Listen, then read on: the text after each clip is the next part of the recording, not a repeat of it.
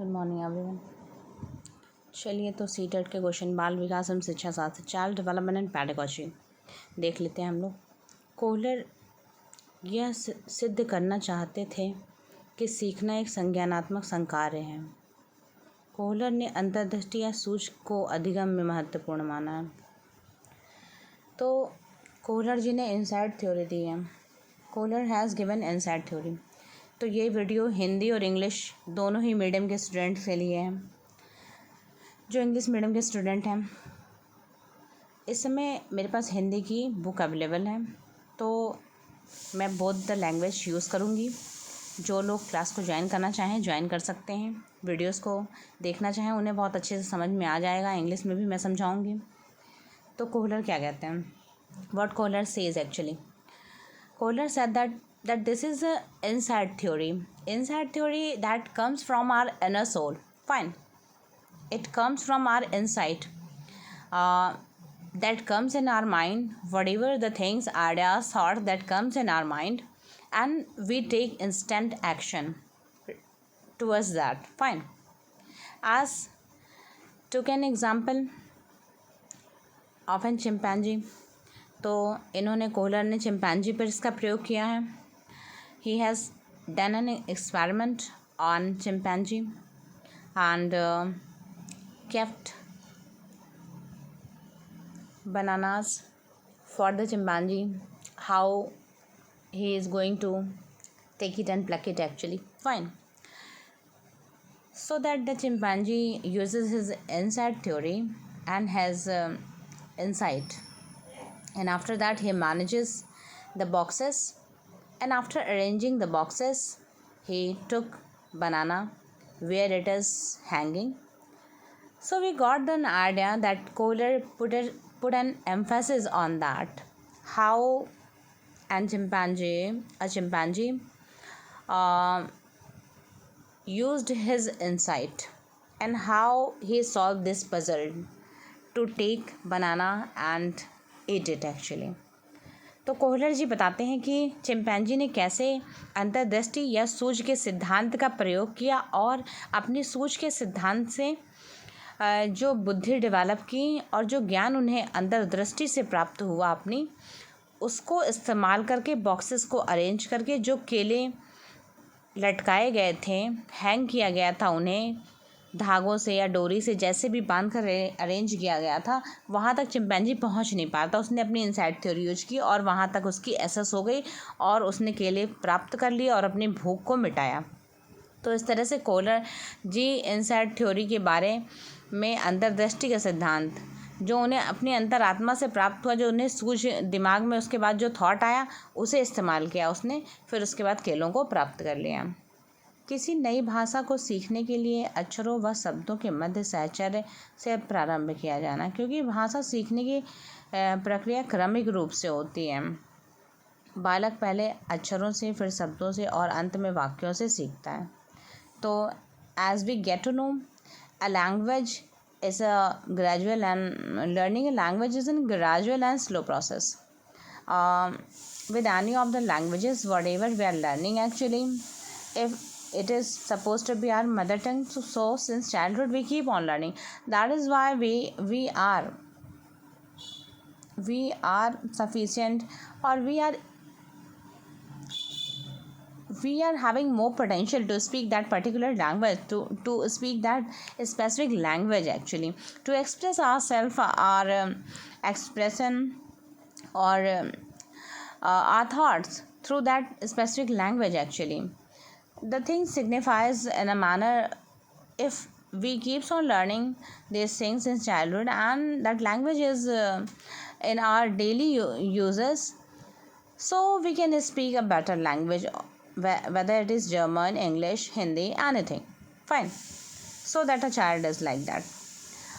First we learn words and later on we make the sentences with the help of these words.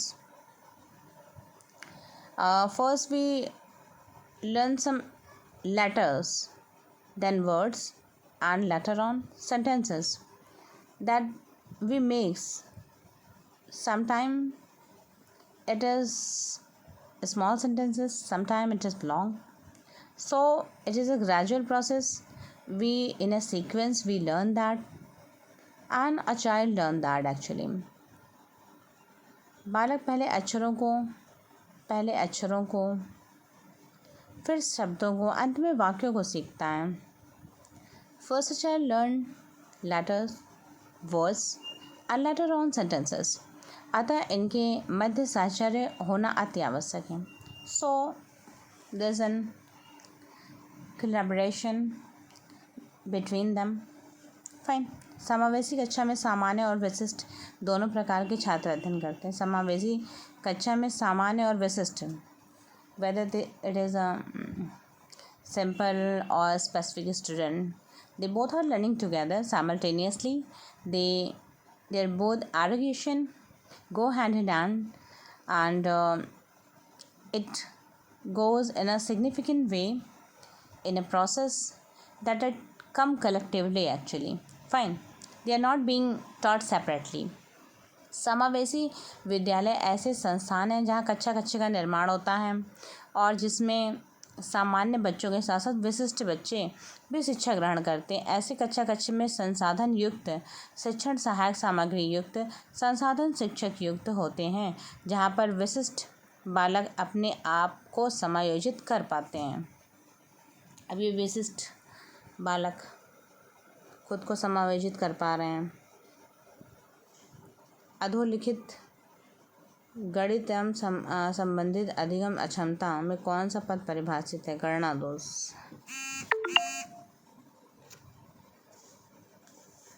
गणना दोष गणित संबंधी अधिगम अक्षमता को परिभाषित करता है. गणना दोष से संबंधित अधिगम अक्षमता को डिसकैलकुलिया कहा जाता है. देखिए, गणना दोष मतलब कैलकुलेशन से है. गणना का मतलब किसी चीज़ का कैलकुलेशन करना. अब कैलकुलेशन करना तो इसकी जो दोष होगी या इसमें जो त्रुटियां पाई जाएंगी वो डिसकैलकुलेशन कहा जाएगा. तो ये हमें सेंटेंस से ही पता चल रहा है कि डिसकैलकुलेशन कहा जाएगा. कैलकुलेशन से संबंधित है, तो जब डिसकैलकुलेशन कहा जाएगा तो वह एक बीमारी के रूप में प्रकट होगा, वह एक अक्षमता के रूप में प्रकट होगा, वह एक लैकुना शॉर्टकमिंग के रूप में प्रकट होगा हमारे अभिवृत्ति में. इस प्रकार के अक्षमता वाले बच्चों में अंकगणितीय संक्रियाओं के चिन्हों को समझने में कठिनाई, दिशा ज्ञान का अभाव या अल्प समझ, नकद अंतरण या भुगतान संबंधी समस्याएं होती हैं.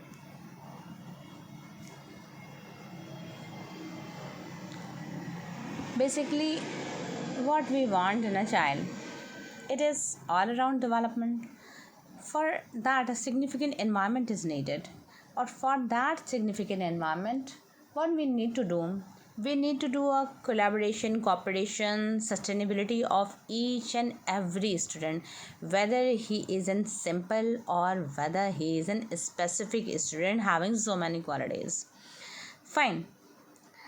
And with that all-round development, with the existence of an simple student or a specific student having already a good mental health, a good mindset, a healthy environment is needed. Fine.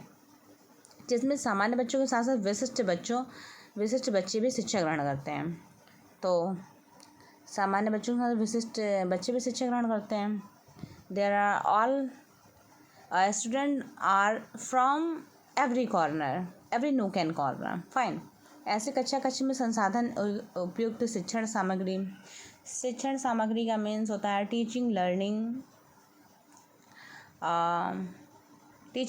Tools कह सकते हैं. Teaching learning tools उससे युक्त संसाधन होते हैं जहाँ पर विशिष्ट बालकों को अपने आप को समायोजित कर पाते हैं.